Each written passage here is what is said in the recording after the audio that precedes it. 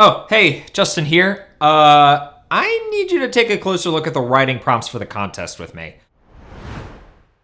Describe a place, describe a pet, describe a special object that has meaning to you. Okay. Your entry may be in either the fiction or nonfiction genre. Did you catch that last part? What exactly is a genre? A genre is a category of writing. It tells us what kind of story or text we're working with. So, based on these writing prompts, I could write about a real rainforest or a fictional enchanted forest. I could describe my very real favorite dog in the world, Chewbacca, or the pet I always wanted, Burpzilla, a tiny dragon that burps fire. Well, this means we have to figure out how descriptive writing works across genres. Let's get into it.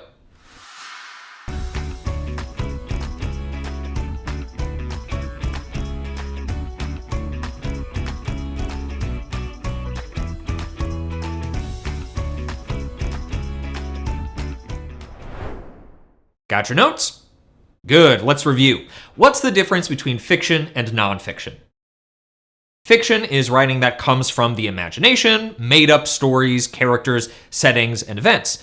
Nonfiction is writing based on real people, places, and events. It's about things that actually happened. But here's the thing. Descriptive writing can be used in both.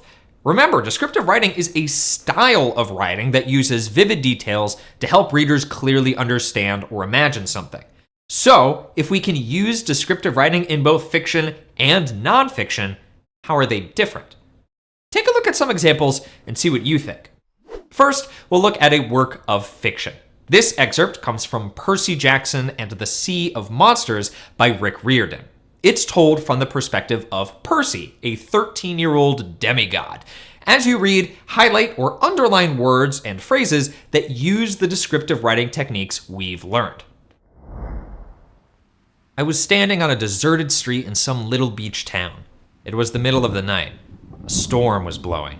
Wind and rain ripped at the palm trees along the sidewalk. Pink and yellow stucco buildings lined the street, their windows boarded up. A block away, past a line of hibiscus bushes, the ocean churned. Florida, I thought, though I wasn't sure how I knew that. I'd never been to Florida. Then I heard hooves clattering against the pavement.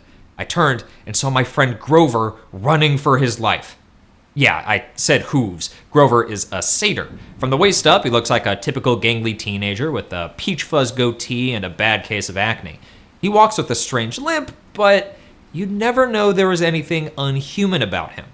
Baggy jeans and fake feet hide the fact that he's got furry hindquarters and hooves.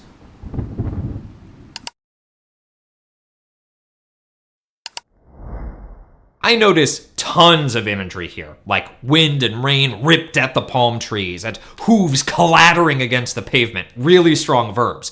Riordan also zooms in on small details like Grover's peach fuzz goatee and acne, and he shows us how Grover hides his identity instead of just telling us. I bet you found others. So, why did the writer use all these techniques? We could see that in fiction, descriptive writing techniques make characters believable and immerse us in an imaginary world. All right, let's switch gears and look at descriptive writing in a work of nonfiction. This excerpt comes from A Night to Remember by Walter Lord. Unlike Percy Jackson, this book isn't made up. It's a historical account of the Titanic disaster. Lord did extensive research to recreate, as accurately as possible, the night the Titanic sank. As you read, highlight or underline words and phrases showing the descriptive writing techniques again. High in the crow's nest of the new White Star liner Titanic, Lookout Frederick Fleet peered into a dazzling night. It was calm, clear, and bitterly cold.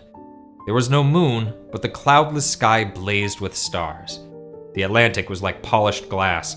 People later said they had never seen it so smooth. This was the 5th night of the Titanic's maiden voyage to New York, and it was already clear that she was not only the largest, but also the most glamorous ship in the world. Even the passengers' dogs were glamorous. John Jacob Astor had brought his Airedale Kitty. Henry Sleeper Harper, of the publishing family, had his prize Pekingese Sun Yat-sen. Robert W. Daniel, the Philadelphia banker, was bringing back a champion French bulldog just purchased in Britain.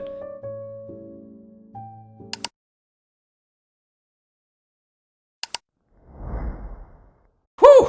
What a powerful opening. What techniques did you notice? There's imagery showing us it was calm, clear, and bitterly cold. There was no moon, but the cloudless sky blazed with stars. And the figurative language makes the scene more interesting. The Atlantic was like polished glass. This simile makes the mood feel calm, even though we know what's going to happen to the ship. And look at the description of the dogs. The mention of all these fancy, prize-winning dog breeds aboard this glamorous ship shows us the writer's tone is quite formal, knowledgeable, and precise. It seems like in this example, the purpose of using a descriptive writing style is a bit different. Is he trying to make believable characters or bring us into a made-up story? No, these are real events. So why is the author using descriptive writing here?